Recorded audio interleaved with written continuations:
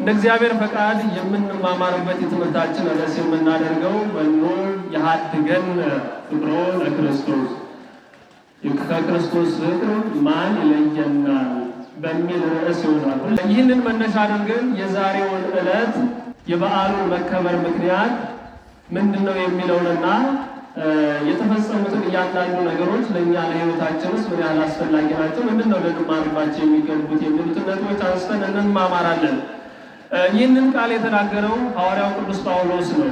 ቃሉን የምናገኘው ደግሞ በሮሜ መልእክቱ ምዕራፍ 8 ቁጥር 35 ላይ የሚገኝ ቃል ነው። ቅዱስ ጳውሎስ ይህንን ሐሳብ የተናገረበት መሰረታዊ ምክንያት ሁለት ናቸው። አንደኛው መኑ ያሃድገን ፍቅሮ ለክርስቶስ ከክርስቶስ ፍቅር ማን ይለየናል ብሎ ሲናገር በመጀመሪያ ደረጃ ከክርስቶስ ፍቅር ሊለዩን የሚታገሉ የሚሞክሩ ክርስቲያን በመሆናችን ክርስቶስን በማምለካችን በቤተ ክርስቲያን በመገኘታችን ይህንን ሁሉ ለማጥፋት ከእግዚአብሔር ለመለየት ከክርስትናችን ለማውጣት ከቤተ ክርስቲያን ለመለየት የሚሞክሩ አካላት እንዳሉ ለመጠቆም ነው። ክርስቲያን በመሆናችን ዘዘላለም ደስተኞች ሆነን በምድር እንደማንኖር ክርስቶስን በማምለካችን የሚመጣብን ፈተና እንዳለ ክርስቲያን በመሆናችን በቤተ ክርስቲያን በመገኘታችን ልዩ ልዩ በሕይወታችን የሚያጋጥሙን መከራዎች፣ ፈተናዎች እንዳሉ ለማስረዳት ለመጠቆም ነው። ከዛም ባሻገር ደግሞ ማን ይለየናል ብሎ ሲናገር ምንም አይነት መከራ ቢኖር ምንም አይነት ፈተና ቢኖር በስጋችን የሚመጡ ልዩ ልዩ ጸዋትወ መከራዎች ቢያጋጥሙንም እንኳን እነዚህ ሁሉ ፈተናዎች ግን ከማን ሊለዩን አይችሉም። ከማን አይለየን? ከክርስቶስ ፍቅር አይደል? ምንም አይነት መከራ ቢመጣብን እነዚህን ሁሉ መከራዎች ተቋቁመን ክርስቶስን ከመውደድ አንወጣም፣ ከክርስቶስ ፍቅር አንለይም፣ ከቤተ ክርስቲያን አንወጣም፣ ከክርስትናችን አንናወጥም ለማለት አንደኛ መከራ መምጣቱን ለመጠቆም መከራ እንዳለ ለማስረዳት፣ ሁለተኛ ደግሞ ምንም አይነት መከራ ቢመጣ ደግሞ ከክርስቶስ ፍቅር ሊለየን እንደማይችል ለማስረዳትና ለመጠቆም ነው። በዛሬው ዕለትም በዚህ በዓለም የምንረዳው መሰረታዊው ትምህርት ይህንን ነው። መከራ የሚያመጡ መከራ ያመጡ በትክክልም ፍዳን ያመጡ ከክርስቶስ ሊለዩ የሞከሩ መከራ አምጪዎች የመከራ ምንጭ የሆኑ ግብረ ዲያብሎስን የሚያስቀጥሉ የዲያብሎስ ልጆች የሆኑ ዲያብሎስ ልጅ የለውም። ዲያብሎስ የራሱ የሆነ ምንም አይነት ነገር የለውም። ግን የእግዚአብሔር የሆኑትን ነጥቆ የራሱ በማድረግ የእርሱ ተከታይ ያደረጋቸው አመፀኞች፣ ጨካኞች ክርስትናን የሚጠሉ ክርስቲያኖችን የሚጠሉ ቤተክርስቲያንን የሚያጠፉ የሚያወድሙ ጠላቶች ተነስተው እነዚህ ጠላቶች ደግሞ ያመጡት መከራ በሙሉ በክርስቶስ ፍቅር ድል እንደተነሳ በክርስቶስ አጋዥነት ድል እንደተነሳ በክርስቶስ ኃይል ድል እንደተነሳ ምንም አይነት ኃይል ክርስቶስን ለያዘ አካል ምንም እንዳልሆነ የምንረዳበት ይህ ዕለት ማለት ነው። በተለይ ሐዋርያው ቅዱስ ጳውሎስ ይህንን መልእክት ሲጽፍላቸው ለሮም ክርስቲያኖች በጊዜው ሶስት አይነት በክርስቲያኖች ላይ የሚያጋጥሙ ታላላቅ ፈተናዎች ነበሩ። ይህንን ፈተና የሚያመጡ ደግሞ ሶስት አካላት ነበሩ። የመጀመሪያዎቹ አይሁዳውያን ናቸው።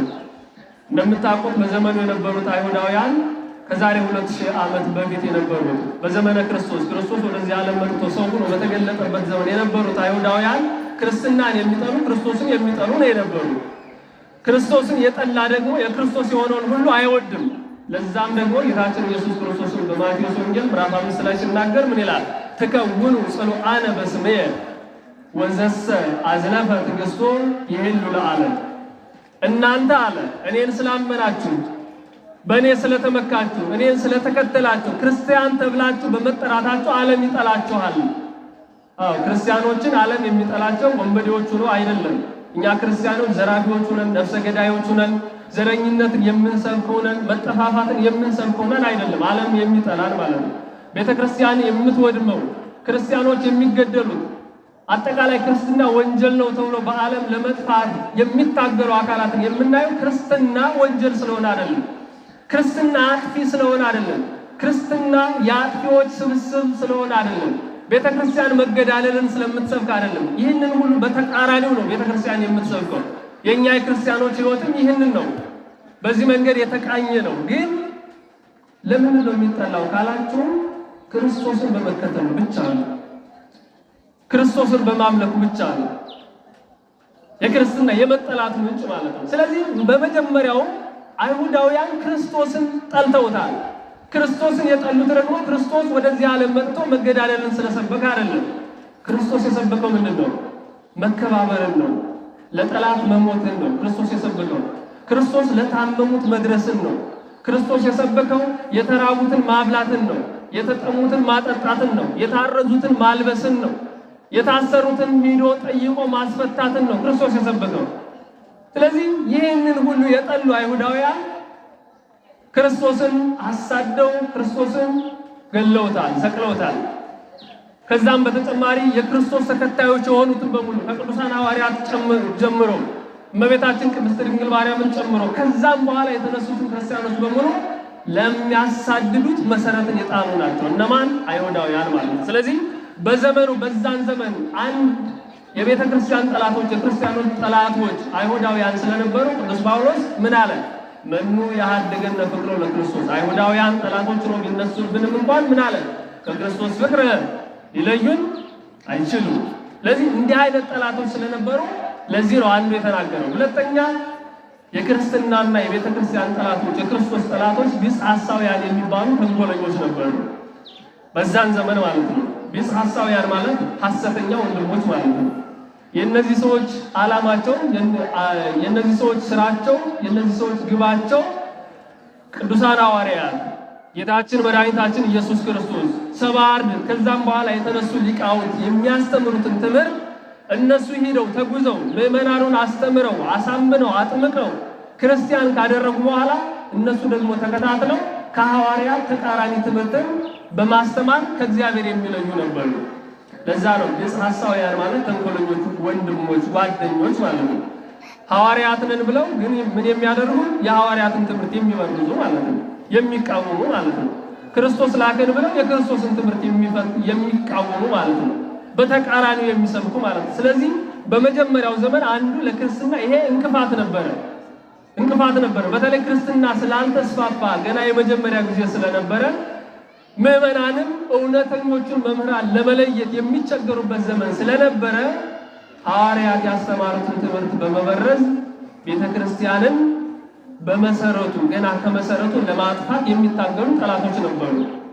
እንዲህ አይነት ጠላቶች ስላሉ ምን አለ ቅዱስ ጳውሎስ? ከክርስቶስ ፍቅር የሚለየን የለም። ከዛም በተጨማሪ ሶስተኛውና ትልቁ የቤተክርስቲያንና የክርስቶስ ጠላቶች በዘመኑ የነበሩ ኢአማንያን ድንጋይን የሚያመልኩ እንጨትን የሚያመልኩ ጣዖትን የሚያመልኩ ልዩ ባጭሩ ሰው ሰራሽን የሚያመልኩ ጨካኝ መሪዎች ነበሩ በዚያን ዘመን ማለት ነው። በተለይ ከአንደኛው መቶ ክፍለ ዘመን ጀምሮ እስከ ሶስተኛው መቶ ክፍለ ዘመን ቤተክርስቲያን መሰራት የለባትም ብለው የተሰሩትን አብያተ ክርስቲያናት ይዘጉ ብለው የጣዖታት ቤቶች ይከፈቱ ብለው ካህናተ ጣዖት ይሰልጥኑ ብለው ክርስቲያኖች ከምድረ ገጽ ይጥፉ ብለው አዋጅ የነገሩ መጻሕፍት ይቃጠሉ ብለው አዋጅ የነገሩ እንደ ሀገር በተለይም የሮም መንግስት በዛን ዘመን ብዙ ሀገራትን ቅኝ ግዛት ያስተዳደረ የነበረው የሮም መንግስት ክርስትና በአዋጅ በዓለም ላይ እንዳይሰበክ እንዲጠፋ ክርስቲያኖች ከምድረ ገጽ እንዲጠፉ ያወጁበት ዘመን የነበረው ኔሮን ቄሳር የሚባለው ማርቆስ አውሬሊዮስ የሚባለው ከዛም በኋላ እነ መክስሚያኖስ እነ ዲዮቅልጥያኖስ በሙሉ ማለት ነው። እንዲህ አይነት መከራ አምጪዎች የክርስትና ጠላቶች ስለነበሩ ሐዋርያው ቅዱስ ጳውሎስ ምን አለ? ከክርስቶስ ፍቅር የሚለየን የለም።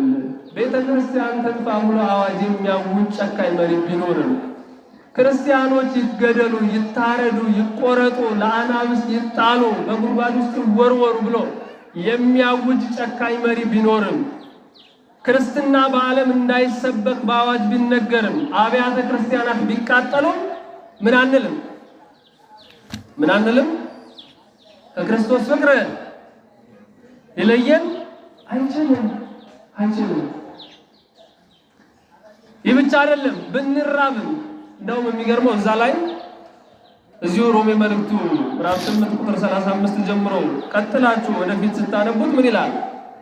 ረሃብም ቢሆን ይላል፣ መጠማትም ቢሆን፣ መታረዝም ቢሆን፣ ወደ ጉድጓድ መጣልም ቢሆን፣ በጥቅሉ ምንም አይነት መከራ ቢደርስብን ከክርስቶስ ፍቅር አንናወጥም ማለት። ለምን ብለን ብንጠይቀው ራሱ እንዲህ ሲል ይመልሳል። ምን ይላል? ስላንተ ቀኑን ሁሉ እንገደላለን፣ ነገር ግን በዚህ ሁሉ ግን በወደደን በእርሱ ከአሸናፊዎች እንበልጣለን። በማን ነው ከአሸናፊዎች የምንበልጠው? ማንን ይዘን ነው? ማንን ይዘን ነው? እግዚአብሔርን አይደል? እግዚአብሔር የነገስታት ንጉሥ ነው። እግዚአብሔር በምድር ያሉትን ጨካኞችን በሙሉ በቅጽበት እንደ ዓይን ጥቅሻ ማጥፋት የሚችል ፈጣሪ ነው እግዚአብሔር። በምድር ላይ ጨካኞች መብዛታቸው፣ በምድር ላይ የክርስቲያን ጠላቶች መብዛታቸው እግዚአብሔር ስለማይችል አይደለም። በዚህ ዘመንም በጥንቱ ዘመንም ክርስትና በምድር ላይ እንዳይሰበክ፣ ቤተ ክርስቲያን እንድትጠፋ፣ መጻሕፍት እንዲቆነጻጸሉ እንዲቃጠሉ የሚያውጁ ጨካኝ መሪዎች በምድራችን ላይ ሲነሱ እግዚአብሔር እነሱን ማጥፋት ያልቻለው ስላልቻለ አይደለም። እግዚአብሔር የፍቅር አምላክ ስለሆነ። ነገር ግን አለ እኛ ክርስቶስን ይዘን ምን እናደርጋለን? ከአሸናፊዎች እንበልጣለን። ይሄ ማሳየው ምንድነው ካላችሁ እንደ ሰው አቅም ቢሆን ኑሮ ክርስትና ዛሬ እዚህ አይደርስም ነበር። አሸናፊውን ክርስቶስን ባንይዝ፣ ድል ነሺውን ክርስቶስን ባንይዝ፣ ኃያሉን ክርስቶስን ባንይዝ እንደ ጠላቶች ሴራ እንደ ጠላቶቻችን ተንኮል ቢሆን ኑሮ ክርስትና ክርስቶስን እንደሰቀሉት እንደገደሉት እዛው ይቀር ነበር። 12 ሐዋርያት ዓለምን ዙረው ሳይሰብኩ እዛው ላይ ቅዱሳን ሐዋርያትን ገለው እዛው ላይ ክርስትናን ማስቆም ይችሉ ነበር። ነገር ግን አሸናፊውን ያዝነው እኛ ነን። ድል ነሺውን ያዝነው እኛ ነን። ሞትን ድል የነሳውን፣ ሰይጣንን ድል የነሳውን፣ ገዳዮቹን ያሳፈረውን፣ መቃብሩን የገለባበጠውን ፈጣሪ የያዝን አሸናፊውን ፈጣሪ የያዝን ስለሆነ እኛ ልንሸነፍ አንችልም። ስለዚህ እኛ ከክርስቶስ ፍቅር የማንወጣው፣ በክርስቶስ ፍቅር የምንጸናው፣ በክርስቶስ ፍቅር የምንመካው፣ ከቤተ ክርስቲያን የማንናወጠው፣ ክርስትናችን የማንለቀው የማንተው አሸናፊውን ፈጣሪ ስለያዝን ነው። በእውነት የአሸናፊው ፈጣሪ የእግዚአብሔር ልጆች ስለሆን አምላካችን እግዚአብሔር የከበረና የተመሰገነ ይሁን። በዚህ ዕለት ከክርስቶስ ፍቅር ማን ይለየናል ብለው በትክክል ከክርስቶስ ፍቅር ሊለዩ የማይችሉ መሆናቸውን ያሳዩ ማንም ኃይል ከክርስቶስ ፍቅር ሊለይ እንደማይችል ያሳዩ ታላላቅ ቅዱሳንን እናከብራለን። ማንና ማንን? ሕፃኑ ቅዱስ ቂርቆስንና እናቱ ቅድስት ኢየሉጣ። ቅዱስ ቂርቆስና ቅድስት ኢየሉጣ ምንም አይነት መከራ ከእግዚአብሔር ሊለይ እንደማይችል ማሳያ ናቸው፣ ምሳሌዎች ናቸው። ቅዱስ ጳውሎስ ራሱ ምንም አይነት መከራ ከክርስቶስ ፍቅር እንደማይለየው ራሱ እስከ ሕይወቱ ፍጻሜ ድረስ በክርስትናው ጸንቶ ራሱን ለክርስትና አሳልፎ በመስጠት አሳይቷል። ከዛም በኋላ ደግሞ በእርሱ ቃል የኖሩ በክርስቶስ ትምህርት የኖሩ ደግሞ ብዙ ቅዱሳን አሉ። ከነሱ ቅዱሳን መካከል ደግሞ በትክክልም ምንም አይነት መከራ ከክርስቶስና ከቤተ ክርስቲያን ሊለይ እንደማይችል ያሳዩን ሕፃኑ ቅዱስ ቂርቆስና እናቱ ቅድስት ኢየሉጣ ናቸው። እነዚህ ሁለት ቅዱሳን የነበሩበት ዘመን በ3ኛው መቶ ክፍለ ዘመን ነው። ያ ማለት ከዛሬ 1700 ዓመት በፊት ማለት ነው። ከዛሬ 1700 ዓመት በፊት በዘመኑ የነበረው ንጉሥ ደግሞ ዲዮቅልጥያኖስ ነው የሚባለው። ዲዮቅልጥያኖስ ማለት ደግሞ በዓለም ምንም አይነት አንድ አባ አጋግዮስ የሚባል መነኩሴ ከሱ ጋር በግል ጉዳይ በመጣላቱ ምክንያት ከዛም በኋላ ሙሉ በሙሉ የክርስቲያኖች ጠላት ነው የሆነው። የክርስቲያኖች ጠላት ማለት ነው። እንዲህ አይነት ሰው አለ አይደል? አንዱን ሰው ሲጠላ ለምሳሌ እርሱ የሚጠላውን ሰው እርሱ ከሚጠላው ሰው ጋራ የሚወዳጅ ወዳጁን የሚጠላ ሰው ማለት ነው። ያ ማለት እርሱ የጠላውን በሙሉ ሁሉም ወዳጆቹ እንዲጠሉለት የሚፈልግ ማለት ነው። አባ አጋግዮስ የሚባለው ከዲዮቅልጥያኖስ ጋር ተጣላ። እርሱ ከዲዮቅልጥያኖስ ጋር ስለተጣላ ዲዮቅልጥያኖስ ከአባ አጋግዮስ ጋር ስለተጣላ በሙሉ ክርስቲያኖችን ጠላቸው፣ በሙሉ ማለት ነው። ከዚህ በኋላ ምንድነው ያለው? በዚች ምድር ላይ ምንም አይነት ቤተክርስቲያን እንዳይኖር፣ ክርስቲያንም እንዳይኖር፣ ክርስትናንም የሚሰብክ እንዳይኖር ይህንን ማየት አልፈልግም ብሎ አዋጅ አስነግሮ በመንግስት ደረጃ በተለይ በዛን ዘመን ሮም ብዙ ሀገራትን ቅኝ የምትገዛ የሮም መንግስት ገናና የነበረበት ዘመን ስለነበረ አብያተ ክርስቲያናት ተቃጥለዋል። ብዙ አብያተ ክርስቲያናት ወድመዋል። መጻሕፍት ተቆነጻጽለዋል፣ ተቃጥለዋል። መምህራን ተገድለዋል። በዛን ዘመን ማለት የምዕመናን ስጋቸው እንደ ጎመን እየተቀረደደ ደማቸው እንደ ውሃ እየወረደ ብዙ ዋጋ ከፍለዋል። አብዛኞቹ የሚኖሩበትን ሀገራቸውን እየለቀቁ ተሰደዋል።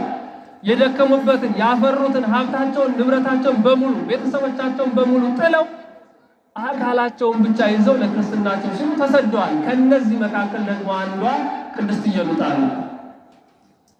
ቅድስት ኢየሉጣ በዘመኑ ቆዝሞስ የሚባል ባለቤት ነበራል። ነገር ግን እሱ ሞቶባት ቅዱስ ቂርቆስን ብቻዋን ነበር ስታሳድግ የነበረው። ቅዱስ ቂርቆስን እያሳደገችበት በነበረው ዘመን ነው። በተለይ እሷ በነበረችበት በሮም መንግስት ስር ባለችው አንጌሜን በምትባለው ክፍል ደግሞ እስክንድሮስ የሚባል መስፍን ነው የነበረው። የሮሙ የዲዮቅልጥያኖስ እንደራሴ ማለት ነው። እሱም የሮምን የንጉሱን የዲዮቅልጥያኖስን ትእዛዝ ለማስፈጸም ባወጣው አዋጅ መሰረት ምንም አይነት ክርስቲያን እንዳይኖር፣ ቤተክርስቲያንም እንዳይኖር፣ ክርስትናም እንዳይሰበክ፣ ክርስቶስ የሚባል ፈጣሪም እንዳይመለክ በሚል አዋጅ አስነግሮ ስለነበረ አንዷ ስደተኛ እናታችን ቅድስት ኢየሉጣ ነበረች። ምናልባት ይህንን አሁን ወደ ዘመናችን ብናመጣው እንዲህ አይነት ሁኔታውን በዘመናችን ቢከሰት ምን ያህሎቻችን ለክርስትናችን በዚህ ልክ ዋጋ ልንከፍል እንደምንችል በእውነት መገመት አያዳግትም። ምክንያቱም በዛን ዘመን እንደምታዩ ቅድስት ኢየሉጣ ብቻዋን የምታሳድገውን የ3 ዓመት ልጇን ሃይማኖቴን አልለውጥም፣ ከክርስትና ያልወጣም፣ ለክርስቶስ ብዬ ራሴን አሳልፌ እሰጣለሁ፣ እሞታለሁ፣ ካስፈለገም እሰደዳለሁ እንጂ ሃይማኖቴን አልለውጥም ብላ በዚህ ልክ ነው ዋጋ ከፍላ ሀገሯን ጥላ ወጥታ የተሰደደችው ማለት ነው። በዚህ ዘመን ደግሞ ስናየው እንኳን እንደዚህ አይነት መከራ ማጭቶ ይቅርና ለገንዘብ ብለው ብዙዎች ሃይማኖታቸውን ሲለውጡ ነው የምናየው። ለአላፊ ገንዘብ ማለት ማንም ሳያስገድዳቸው ማንም ሳያስጨንቃቸው እንኳን እንደ ቅዱሳን ሰማዕታት ያለ መከራ ደርሶባቸው ይቅርና ገና ለስጋዊ ፍላጎታቸው ሲሉ ማለት ነው፣ ለገንዘብ ሲሉ ዛሬ ታይቶ ነገ ለሚጠፋው ማለት ነው፣ እስከ መቼ እንደሚቆይ እንኳን ለማይታወቀው ገንዘብ ምናልባት ሳንበላው እንኳን ልንሞት እንደምንችል ሳናውቅ በጣም ብዙዎቹ ሃይማኖታቸውን ሲለውጡ ምናምን በዚህ ቀላል ነገር ነው። ስለዚህ እንዲህ አይነት መከራ በዚህ ዘመን ኑሮ ቢሆን ስንት ሰው ይጸናል ቢባል በጣም ከባድ ነው የሚሆነው። በጣም ከባድ ነው የሚሆነው። ለስጋዊ ፍቅር ብለው ለስጋዊ ዝሙት ብለው እስከ መቼ እንደሚቆይ ለማይታወቅ ዝሙት ብለው ሃይማኖታቸውን የሚለውጡ በጣም ብዙዎች ናቸው። ለስልጣን ብለው ሃይማኖታቸውን የሚለውጡ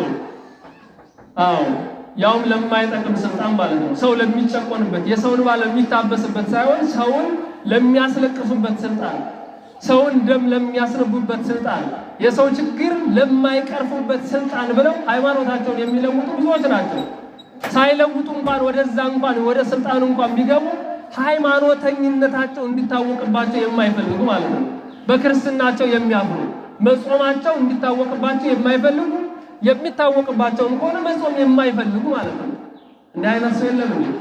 በክርስትናው የሚያፍር፣ በማተቡ የሚያፍር፣ በመስቀሉ የሚያፍር፣ በመጾሙ የሚያፍር፣ በነጠላው የሚያፍር እኮ ክርስቲያን ብዙ አለ እኮ በዚህ ዘመን ማለት ነው።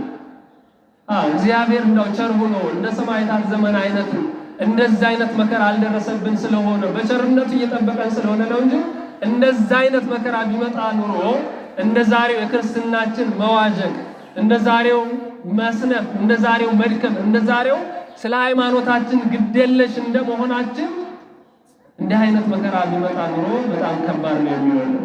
ይህች እናት ግን የሚገርማችሁ ይህንን ሁሉ እርግፍ አድርጋ ነው የተወችው። እርግፍ አድርጋ ማለት ነው። ቤተሰብ አልፈለገችም። የሚገርመው በዛን ዘመን ለመሰደድ በጣም ከባድ ነው። ዛሬስ ብንሰደድ ትራንስፖርት አለ፣ መንገዱ ምቹ ነው፣ ሰው ከሰው አብሮ ተሰባስቦ ይሄዳል። ሰውም ብዙ ስለሆነ በዚህ ዘመን ያለው አብሮ ለመሄድ ብዙ አያስቸግርም አይደል? በዛን ዘመን ግን የሁሉ ምቹ ሁኔታ አልነበረም። መንገድ የለም፣ ጫካ ነው፣ ሰው ብዙ አልነበረም። ከዛሬ 2000 ዓመት በፊት የትራንስፖርት አገልግሎት የለም። ጨካኞች፣ ሽፍታዎች የበዙበት ዘመን ነው። ጫካ የበዛበት ዘመን ነው። የሚሰደዱት ደግሞ ከአዲስ አበባ ወልዲያ ማለት አይደለም፣ ሀገር ለቀው ነው። ሙሉ በሙሉ ሀገር ለቀው ወጥተው ነው። ለምነው እንኳን እንዲያገኙ በየአካባቢው ሰፈር አይገኝም። ስለዚህ በእንዲህ አይነት መከራ ነው ቅድስት ኢየሉጣ ልጇን ይዛ ለሃይማኖቷ ዋጋ ለመክፈል ቆርጣ የተነሳችው። በእውነት የዚህች እናት በረከቷና ረድኤቱ በእኛ ላይ ይደርብን። አምላካችን እግዚአብሔር የዚህችን ቅድስት ዋጋ ለእኛም ያጎናጽፈን። በዚህ ልክ መከራ ለመክፈል ተዘጋጅታ ወጥታ ሄደች። የሚገርመው ግን ማምለጥ አልቻለችም።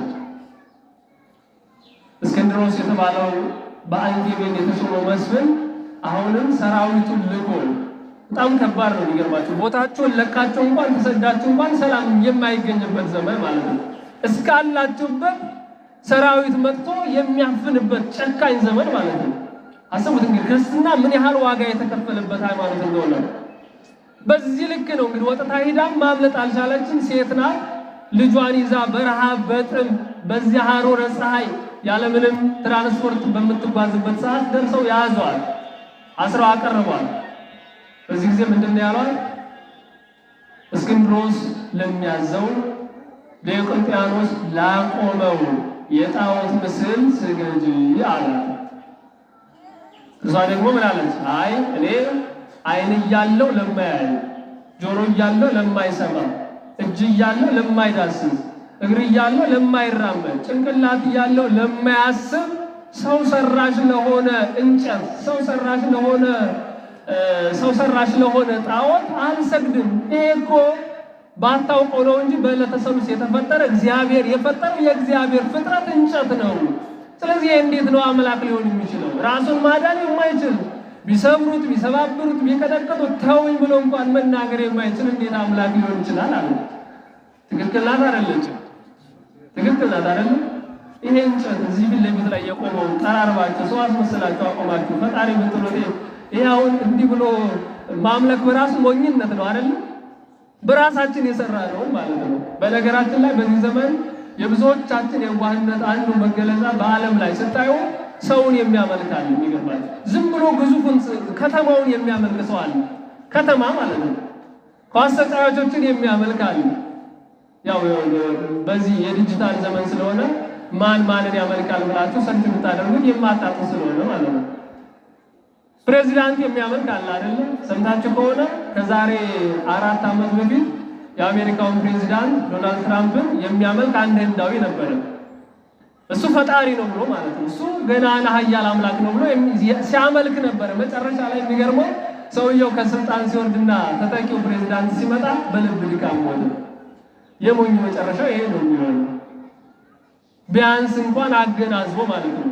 ቢያንስ እንኳን እንደው የተሻለ የሚባል አምላክ ከእግዚአብሔር ውጭ ባይኖርም እንኳን አንዳንድ ሰው ቢያንስ የተሻለ የሚለውን ከብዙዎቹ ሲነጻጸር ሲመዘን የተሻለ የሚባል ነገር ይኖራል አይደለ? ግን ምንም አይነት ከእግዚአብሔር የተሻለ የለም እንደ ሐሳብ ታየው ማለት ነው። ስለዚህ ይህንን የተቃወመችው ቅድስት ኢየሉጣ ማለት ነው። ስምሽ ማን ነው አላት። ስሜ ክርስቲያን ነው። በቃ እንደው ዓለማዊ ስሜን ከፈለግ ሰዎች የሚጠሩበትን ከፈለግ ኢየሉጣ ነው የሚባለው። ግን እኔ ዋነኛው ለዘላለም ጸንቶ የሚኖረው በክርስቶስ በእግዚአብሔር የተሰጠኝ ስሜ ግን ኢየሉጣ ነው አለችው። ስለዚህ ሃይማኖትሽን ማትክጅ ከሆነ እገልሻለሁ ሲላት፣ አዎ ልጅም አለ፣ ልጅንም ስለ ሃይማኖቱ ጠይቀው ለመሞት ዝግጁ ነን አለች። ቅዱስ ቂርቆስ ተጠየቀ። የ3 ዓመት ብላቴና ነው። እንግዲህ የ3 ዓመት ብላቴና ምን ሊናገር እንደሚችል ያው ታውቃላችሁ አይደለ? ግን ቅዱስ ቂርቆስ እግዚአብሔር ያደረበት ስለሆነ እናቱ ቅድስት ኢየሉጣ ዓለማዊውን ትምህርት ዓለማዊውን ተረት ሳይሆን ያስተማራቸውን በትክክል ሊታመን ሊማሩት የሚገባውን የክርስትና ትምህርት አስተምራው ስለነበረ በዚያች በ3 ዓመት አንደበቱ እግዚአብሔር መንፈስ ቅዱስን ገልጾለት በቂ የክርስትና ትምህርት ይዞ ነበር። ስለዚህ አስጠርቶ ሲጠይቀው ስም ማን ነው ሲለው ክርስቲያን ነኝ አለ። አሁንም ሲጠይቀው ክርስቲያን ነኝ አለ። ስለዚህ እኔ ላቆምኩት ምስል ልትሰግድ ይገባሃል። እንደ እናትህ አምጻለች፣ አንተም ልትሰግድ ይገባል። እንደርሷ ልታምጽ አይገባም ሲለው ምን አለ? እርሱም አንተ ያቆምከው ምስል የእናቱን መልስ መለሰ። አንተ ያቆምከው ምስል ያው ተራ ግዙፍ ሰው ሰራሽ ጣዖት ነው አለ። ያው ልጅን በትክክል መቅረጽ ውጤቱ ይሄ ነው። እናት አባት የቀረጸው ልጅ፣ እናት አባት ጠቃሚውን ነገር ያስተማረው ልጅ የሚናገረውን ንግግር የሚጠቅም ነው፣ የሚኖረውን ህይወት የሚጠቅም ነው። በእውነት ይህንን ስናይ አሁን ቢያንስ ለልጆቻችን በዚህ ዘመን ምን ማስተማር እንዳለብን ትልቅ ፍንጭ የሚሰጥ መሰረቱን የሚጥል ነው። ምክንያቱም እኛ አሁን ልጆቻችን ምን አስተምረናቸዋል ቢባል እንኳን የ3 ዓመት ልጅ የ4 ዓመት ልጅ የ5 ዓመት ልጅ ይቅርና በ20 ዓመቱ መሰረታዊ የሃይማኖት ትምህርት የሌለው ሞልቷል አይደል? እንደው ልጆቻችን ይቅርና እኛ ራሱ ብንጠየቅ እኮ ምንም የማንመልስ በጣም ብዙዎች እንኖራለን። በጣም ብዙዎች ማለት ነው። አዎ ክርስትና ደግሞ በዚህ አይጸናም። እንዲህ አይነት ክርስቲያን ለቤተ ክርስቲያን አይጠቅምም። እንዲህ አይነት ክርስቲያን ለራሱም አይጠቀምም። እንዲህ አይነት ክርስቲያን ለክርስቶስ አይሆንም። ክርስቶስ የሚፈልገው ክርስቲያን፣ ቤተ ክርስቲያን የምትፈልገው ክርስቲያን የሚጠቀመው በመንግስተ ሰማያት የሚከብረው ክርስቲያን እንዲሁ በነዘላል የሚኖር አይደለም። በግዴለሽነት የሚኖር አይደለም። ስጋዊ ህይወቱን ብቻ የሚያሳድድ አይደለም። ሃይማኖቱን የሚያውቅ ስለ ሃይማኖቱ ዋጋ ለመክፈል የሚዘጋጅ። ምክንያቱም ሰው ለሃይማኖቱ ዋጋ ለመክፈል የሚዘጋጀው ዋጋ ለመክፈል ቁርጠኛ የሚሆነው ምንም አይነት መከራ ቢመጣበት ክርስቶስን ይዤ አሸንፋለሁ ማለት የሚችለው ስለ ሃይማኖቱ ማወቅ ሲችል ነው። ለራሱ ካላወቀ ለልጁ ሊያሳውቅ አይችልም። ለልጁ ካላሳወቀ ደግሞ ለክርስትና ዋጋ ለመክፈል ብቁ አይሆንም ማለት ነው። ስለዚህ የቅድስት ኢየሉጣን ታሪክ ስናይና የቅዱስ ቂርቆስን ምላሽ ስናይ የቅዱስ ቂርቆስን ሕይወት ስናይ የቅዱስ ቂርቆስን ታሪክ ስንመለከት ትልቁ የምንረዳው ነገር ምን አይነት ወላጅ መሆን እንዳለብን፣ ምን አይነት ልጅ ማሳደግ እንዳለብን፣ ልጆቻችን በምን አይነት መንገድ መታነጽ እንዳለባቸው። የ3 ዓመት ብላቴና እስኪ አስቡት፣ በአንድ ሀገር መሪ ማለት ነው፣ በአንድ ንጉሥ ፊት ነው እንግዲህ ቀርቦ በድፍረት እኔ ክርስቲያን ነኝ፣ የማመልከው ክርስቶስን ነው፣ እግዚአብሔርን የማከብረው በቤተ ክርስቲያን ውስጥ ነው ብሎ በድፍረት የሚናገር ማለት ነው። ለዛ ነው ቤተ ክርስቲያናውን በዚህ ዘመን የሚሆን ከጥንት ጀምሮ ባለው ዘመን ልጆች እንዲታነጹ በተለይ ከቅርብ ጊዜ ወዲህ የሰንበት ትምህርት ቤት የሚባል ክፍል ተቋቁመው ሕፃናት እንደ ሕፃንነታቸው፣ ማዕከላውያን እንደ ማዕከላዊነታቸው፣ አዋቂዎች እንደ አዋቂነታቸው እንዲማሩ በተለይ አሁን ደግሞ ቤተ ክርስቲያን ስርዓተ ትምህርት ቀርጻ ማለት ነው ልክ በዓለማዊው ከኬጂ ጀምሮ ከነርሰሪ ጀምሮ ኬጂ1 ኬጂ2 ኬጂ3 እያለ እንደሚሄደው ከዛም በላይ እስከ 12ኛ ከዛም በኋላ እስከ ከፍተኛ ትምህርት በዓለማዊው እንደተቀረጸ ቤተ ክርስቲያን በዚህ ልክ እንደ ጥንቱ አይነት ማለት እንደ ዛሬው ዘመን አይነት ነዘላል የሆነ ትውልድ እንዲፈራ ሳይሆን የጥንቶቹን የአባቶቹን ሕይወት የእናቶቹን ሕይወት የሚኖር ትክክለኛ ክርስቲያን እንዲፈራ ቤተ ክርስቲያን ስርዓተ ትምህርት ቀርጻ እየተገበረች ነው ያለችው። አሁን ይህንን እንደው ስንቶቻችሁ ታውቁ ይሆን? አሁን ለዚህ መተግበር ስንቶቻችሁ ቀና ሆናችሁ ልጆቻችሁ እንዲታነጹ፣ ልጆቻችሁ እንዲማሩ፣ ልጆቻችሁ ለቤተ ክርስቲያንም ለሀገርም ለእናንተም የሚጠቅሙ እንዲሆኑ ምን ያህሎቻችሁ ዋጋ እየከፈላችሁ እንደሆነ ማወቅ አይቻልም በእውነት። ለዚህ ቤተ ክርስቲያን በዚህ ልክ ዋጋ እየከፈለች ነው። ምን አይነት ትውልድ እንዲፈራ? እንደ ቅዱስ ቂርቆስ አይነት ትውልድ፣ እንደ ሰለሞን ደቂቅ አይነት ትውልድ እንዲፈራ፣ እንደ ሌሎችም ቅዱሳን አባቶቻችን ቅዱስ ብለን የጠራናቸው እኮ በስራቸው እኮ ነው። በስራቸው ለዚህ ቅድስና እንዲበቁ ደግሞ የእናት አባቶቻቸው አስተዋጽኦ አለ። የቤተ ክርስቲያን አስተዋጽኦ አለ። ስለዚህ ቅዱስ ቂርቆስን መተረክ ሳይሆን ቅዱስ ቂርቆስ በ3 ዓመቱ ቅድስና አገኘ ብሎ መናገር ብቻ ሳይሆን ስለ እርሱ መተረክ ብቻ ሳይሆን ቅዱስ ቂርቆስን የሆነ ልጅ ማፍራት አለብን።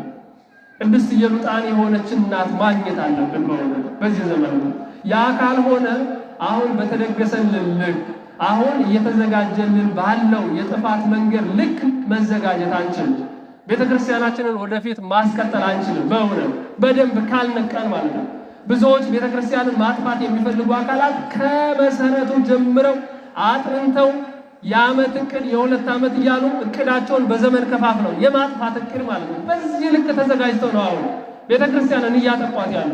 ምናልባት እዚህ ሰሜኑ አካባቢ ምንም ነገር ላይኖር ይችላል፣ ግን እየሰማን ነው። በዚህ ዘመን በሚዲያዎች በጣም ብዙ ነገሮችን እያየን ነው። ክርስቲያኖች መኖር የለባቸውም ተብለው ባቀኑት ሀገር በመሰረቱት ሀገር እዚህ ባደረሱት ሀገር መኖር እስከማይችሉ ድረስ ታውጆባቸው እየጠፉ ያሉ እኮ በጣም ብዙ ክርስቲያኖች አሉ።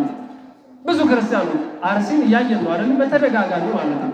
ከዛም ባሻገር በብዙ ቦታዎች ዋጋ እየከፈሉ ያሉ ወንድሞቻችን አሉ። ስለዚህ ይህንን መቋቋም የሚያስችል ክርስትና ከሌለ፣ ይህንን ለማጥፋት እቅድ ከሌለ፣ ይህንን ለመቃወም መሰረታዊ የሃይማኖት ትምህርት ከሌለ ነገ እኛም ጋር ሲመጣ ወይም እነሱ ያመጡብንን መከራ ፈርተን ወደ እነሱ ነው ልንገባ የምንችለው፣ ወይም ደግሞ ሀገር ለቀን ተሰደን ልንሄድ የምንችለው ማለት። ስለዚህ ከዛ ቢሆን መዘጋጀት ያስፈልጋል፣ መንቃት ያስፈልጋል ማለት። ስለዚህ ቅድስት ኢየሉጣ በዚህ መልኩ ክርስትናዋን መሰከረን። ቅዱስ ቂርቆስ በዚህ መልኩ በሕፃንነቱ ክርስቶስን መሰከረ፣ ስለ ክርስቶስ መሰከረ፣ ክርስቶስን ሰበከ። የሚገርመው ብዙ መከራ አመጡ፣ ብዙ መከራ በእነርሱ ላይ አድርሰውባቸዋል። የመጨረሻውና ይገልልናል ብለው ያሰቡት ምንድነው? 195 ኪሎ ሜትር ድምፁ የሚሰማ ፍላቱ የሚሰማ በብረት በርሜል የሚፈላ ውሃ እንዲዘጋጅ ነው ያደረጉት። በዘመኑ የነበሩት ነገስታት ማለት ነው። እንግዲህ በእሳት ሞከሩ፣ በብረት ሞከሩ፣ በብዙ ነገር ሞከሩ፣ በሰይፍ ሞከሩ፣ በብዙ ነገር በምንም አይነት ነገር በቻሉት ያጠፋልናል ባሉት አማራጭ በሙሉ ሞክረው አልሳካላቸው ሲል የእግዚአብሔር መለኮታዊ ኃይል በእነሱ እየተገለጸ ሲቀጥል መጨረሻ ላይ ለማጥፋት የሞከሩት በምንድን ነው? እነዚህን ሰዎች የብረት ጋን አዘጋጅተን እንግዲህ አስቡት፣ በመንግስት ደረጃ የሚዘጋጅ ጋን ማለት ነው። ምክንያቱም ኢኮኖሚው አይቸግርም፣ ብረቱ አይቸግርም፣ ሁሉ በእጁ ነው። እንግዲህ በተለይ የጥንት ነገስታት ማለት ነው። ወርቁ የሚገኘው ከነሱ ነው፣ እንቁ የሚገኘው ከነሱ ነው፣ ሁሉ ነገር የሚገኘው ከነሱ ስለሆነ አልቸገራቸውም። ስለዚህ ባህር የሚያክል የብረት በርሚል የብረት ጋን ተዘጋጅቶ በዚያ ላይ ውሃ ገብቶ በስሩ እንጨት ነዶ ከሚፈላው ውስጥ ቅዱስ ቂርቆስና እናቱ ቅድስት ኢየሉጣ እንዲወረወሩ ያደረገ። አዎ ምን ይላል ቅዱስ ያሬድ ሲናገር ድምፃ ለጽህር ከመነጎድጓደ ክረምት ይላል። በጋኑ ላይ የሚፈላው ውሃ የሚፈላው የፍላቱ ድምፅ ይላል እንደ ክረምት ነጎድጓድ ከሩቅ ከ195 ኪሎ ሜትር ርቀት ላይ ምን ይላል አለ ይሰማ ነበር ይላል። ይህ በጣም ከባድ ነው። ከዚህ ደሴ እንኳን 120 ኪሎ ሜትር ነው አይደል? 195 ማለት በጣም ሩቅ ነው። እንግዲህ ያ ማለት እንዴት ሊሆን ይችላል ብለን እንኳን ብንናገር ቅዱስ ያሬድ ምን አለ? እንደ ክረምት ነጎድጓድ ነው ድምፁ፣ በክረምት ላይ የሚሰማው ነጎድጓድ ያህል ነው ይሰማ የነበረው ይላል። ስለዚህ እንዲህ አይነት ሁኔታ ተዘጋጅቶ ነው እንዲህ አይነት ማሰቃያ፣ እንዲህ አይነት መከራ ማምጫ፣ እንዲህ አይነት መግደያ አዘጋጅቶ ነው ዲዮቅልጥያኖስ በስሩ ያለውን እስክንድሮስ የተባለውን መስፍን አዞ ቅዱስ ቂርቆስና እናቱ ቅድስት ኢየሉጣ ወደዚህ ውስጥ እንዲገቡ ታዘዘ። የሚገርመው እናቱ ቅድስት ኢየሉጣ በዚህ ጊዜ ፈራች። ይልቁንም ደግሞ ለልጇ ማለት ነው። ያው ብዙ ጊዜ እናት የሆነ ነገር ሲሆንባት ልጇ ምንድነው የምትለው? ቅድሚያ ለኔ አይደል የምትለው? አይደለም የራሷ ልጅ ቅርና ዝም ብሎ አልፎ የሚሄደውን ሰው እንኳን ሲሆን እንቅፋት ቢመጣው እኔ ድፍት ልበል ነው የሚሉት አይደል? እናቶቻችን እንደዛ ነው የሚሉት። ይሄ የርህራሄያቸው መገለጫ ነው፣ የእናትነታቸው መገለጫ ነው፣ የአዛኝነታቸው መገለጫ ማለት ነው። ስለዚህ እናታችን ቅድስት ኢየሉጣ ከራሷ ይልቅ ለልጇ ፈራች፣ ለልጇ ተጨነቀችና ምን አለች? እኔ ስቀር እርሱንም ያስቀሩታል በማለት ወደ ኋላ አለች። በዚህ ጊዜ ግን ሕፃኑ ምን አለ? ይቤላ ሕፃን ለእሙ የተፍርህ እም ነበልባለ እሳት። አያችሁ፣ የተማረ ልጅ ወላጁን አልፎ የሚሄድ ወላጁን ይጠቅማል። በእውነት እናት አባት በትክክል የቀረጸው ልጅ መጀመሪያ የሚጠቅመው ከራሱ አልፎ ለእናትና ለአባት ነው፣ ከእግዚአብሔር በፊት ማለት ነው። ስለዚህ ኢየሉጣ ፈርታ ወደ ኋላ ስትል እርሷ ያስተማረችው ልጅ ምን አላት? እናቴ አትፍሬ የተፍሬዎሙ ለእለ ይቀትሉ ሥጋክሙ ወለነፍስክሙ ስል ይክሉ ቀትሎታ። ሥጋችሁን የሚገድሉትን አትፍሩ፣ ይልቁንስ ነፍሳችሁን የሚያጠፋውን ለዘላለም በገሃነመ እሳት የሚፈርደውን ፈጣሪ ፍሩ እንጂ ይህንን አትፍሩ። ምድራዊው መግደያ፣ ምድራዊው ማጥፊያ፣ ምድራዊው ሥጋ መግደያ ወደ እግዚአብሔር መሸጋገሪያ መንገድ ነው ብሎ ክርስቶስ አምላካችን አስተምሯል። ስለዚህ ይህን አትፍሪ። አሁን ሊያቃጥሉን ይችላሉ። አሁን ከውሃው ውስጥ ገብተን ነፍስና ሥጋችን ሊለያይ ይችላል። ግን ምን አለ? ከዛም በኋላ ለዘላለም የሚኖርበት የደስታ ዓለም አለ። ስለዚህ አትፍሪ አለ። ከዚህ በኋላ በልጇ ትምህርት ጸናች። እሷ መጀመሪያ ስታጸና የነበረችና አስተምራ እንዲህ አይነት ልጅ አወጣችና መጨረሻ ላይ ምን ሆነ? እሱ ደግሞ እናቱን የሚጠቅም ልጅ ሆነ። ፈርታ ክብር እንዳይቀርባት፣ ፈርታ ከእግዚአብሔር በረከት እንዳታጣ፣ ፈርታ የእግዚአብሔርን መንግስት እንዳታጣ፣ ወደ ገሃነመ እሳት እንዳትወርድ አበረታች፣ በረታች፣ ጸኑ፣ ጠነከሩ በሃይማኖት። ከዚህ በኋላ በታዘዘው ልክ እናቱ ቅድስት ኢየሉጣና ልጇ ቅዱስ ቂርቆስን ወደ ፈላው ወደሚንተከተከው ብዙ ርቀት ድረስ ወደሚሰማው እንደ ክረምት ነጎድጓድ ድምፁ ወደሚሰማው የእሳት ፍላት ውስጥ እንዲወረወሩ ተደረገ።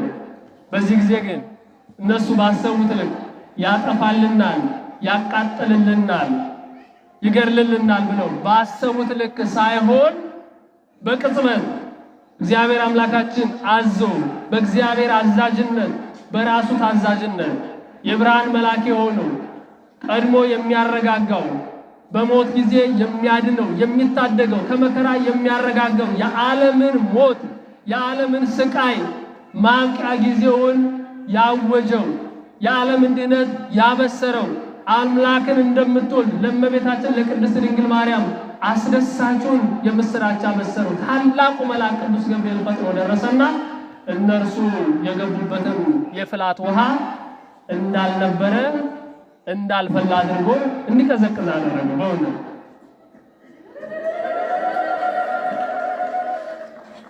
አዎ እኛ ያጠፋናል ብለን ያሰብነው እኛ ይገለናል ብለን ያሰብነው በእግዚአብሔር ኃይል እንዲህ ይወገዳል፣ እንዲህ ይሸነፋል። ለዛ ነው ቅዱስ ጳውሎስ ከክርስቶስ ፍቅር የሚለየን የለም፣ ምንም አይነት መከራ ቢመጣብን አሸናፊውን ክርስቶስን ይዘን እናሸንፋለን ባለው መሰረት ክርስቶስን ይዘው እንደሚያሸንፉ ያመኑት ቅዱስ ቂርቆስና ቅድስት ኢየሉጣ በትክክልም አሸናፊውን ክርስቶስን ይዘው አሸናፊውን ፈጣሪ እግዚአብሔርን ይዘው ወደ መከራ ውስጥ በመግባታቸው መከራውን አምነው በመቀበላቸው ለመከራው ራሳቸውን በማዘጋጀታቸው አሸናፊው ፈጣሪ እግዚአብሔር በትክክልም አሸናፊነቱን በዚህ አረጋገጠላቸው። አሸናፊው እግዚአብሔር የላከው ታላቁ መልአክ ቅዱስ ገብርኤልም ረዳትነቱን በዚህ አስመሰከረ። ለዚህ ነው ታላቁ አባታችን መዝሙረኛ ቅዱስ ዳዊት ምን ይላል? እስመ በእንቲአሁ ይቀትሉነ ኩሉ አሜረ፣ ስለ እርሱ ይገሉናል ያጠፉናል አለ። ነገር ግን አለ እስመ ለመላእክቲሁ ይእዝዞሙ በእንቲአከ ከመ ይቀውከ እምኩሉ ፍናዊከ፣ ምንም አይነት መከራ ቢመጣብን በምንም አይነት መከራ ውስጥ ብንወድቅ እንኳን አለ እንዳትሰናከል ከሃይማኖት እንዳትወጣ በመከራ ውስጥ እንዳትሸነፍ መላእክቱን ስላንተ ያዝልሃል በማለት እግዚአብሔር የማይተው አምላክ፣ እግዚአብሔር በመከራ የማይዘነጋ አምላክ፣ እግዚአብሔር በመከራ ውስጥ ይቀጥሉ ብሎ የማይጨክን አምላክ፣ ረዳት የሚሆኑ ቅዱሳን መላእክትን የሚልክ በቃሉ የሚያጽናና ራሱ በረድኤቱ የሚጠብቅ የሚያግዝና እንዲህ አይነት ጨካኞችን የሚያሳፍር አምላክ እንደሆነ መዝሙረኛው ቅዱስ ዳዊት ይናገራል። በእውነት እኛም በዚህ ዕለት ስናስብ በዚህ ዕለት ተሰባስበን ይህንን በዓል ስናከብር በምንም አይነት መከራ ውስጥ ብንሆን በምንም አይነት ፈተና ውስጥ ብንሆን በምንም አይነት አስጨናቂ ሁኔታ ውስጥ ብንሆን እግዚአብሔርን ከያዝ ከክርስቶስ ፍቅር የሚለየን የለም ካል አሸናፊው ፈጣሪ ነው፣ በአሸናፊው ፈጣሪ ሁሉን እናሸንፋለን፣ ድል እንነሳለን የሚል እምነት ካለን በእውነት እግዚአብሔር በመልአኩ በቅዱስ ገብርኤል አማካኝነት ይረዳናል። ከእንዲህ አይነት ፈተና ከእንዲህ አይነት አስጨናቂ ሕይወት ያወጣናል። ችግሩ ምንድነው ካል የኛ እምነት መጉደል ነው። እንደ ቅዱስ ቂርቆስ እንደ ቅድስት ኢየሉጣ መውጣት እችላለሁ ያድነኛል የሚል እምነት ስለሌለን ነው ከቀላሉ ፈተና እንኳን መውጣት የማንችለው ማለት ነው። ስለዚህ በዚህ ዕለት ይህንን ስናከብር ብዙ ነገሮችን እንረዳለን፣ ብዙ ነገሮችን እንማራለን። ከምንም በላይ ደግሞ እግዚአብሔርን የያዘ ሰው በምንም አይነት ፈተና ውስጥ ቢሆን እንኳን እግዚአብሔርን ይዞ ድል እንደሚነሳ አሸናፊው ፈጣሪን የያዘ ሰው በምንም አይነት ሁኔታ ውስጥ ድል እንደማይነሳ እንማራለን ማለት ነው። የአባታችን እንግዲህ እንደ ሕፃንነቱ የ3 ዓመት ሕፃን ቢሆንም እንደ ሃይማኖቱ አባታችን ስለሆነ የቅዱስ ቂርቆስ ረድኤቱና በረከቱ የእናታችን የቅድስት ኢየሉጣ ረድኤቷና በረከቷ የመልአኩ የቅዱስ ገብርኤል ረዳትነቱና አጋዥነቱ የአምላካችን የፈጣሪያችን የልዑል እግዚአብሔር ኃይሉ በእኛ ላይ ለዘላለሙ በእውነት ጸንቶ ይኖርልን። አምላካችን እግዚአብሔር የእነዚህን ቅዱሳን በረከት የመልአኩ የቅዱስ ገብርኤልን ረድኤት በእኛ ላይ ያሳድርብን። እኛም ጸንተን በርትተን በብዙ አይነት ፈተናዎች ውስጥ ድል ነስተን አሸንፈን ክርስቶስን ይዘን ለመንግስቱ እንድንበቃ ቅዱስ ፈቃዱ ይሆንልን። ወስብሐት ለእግዚአብሔር። ይቆየን።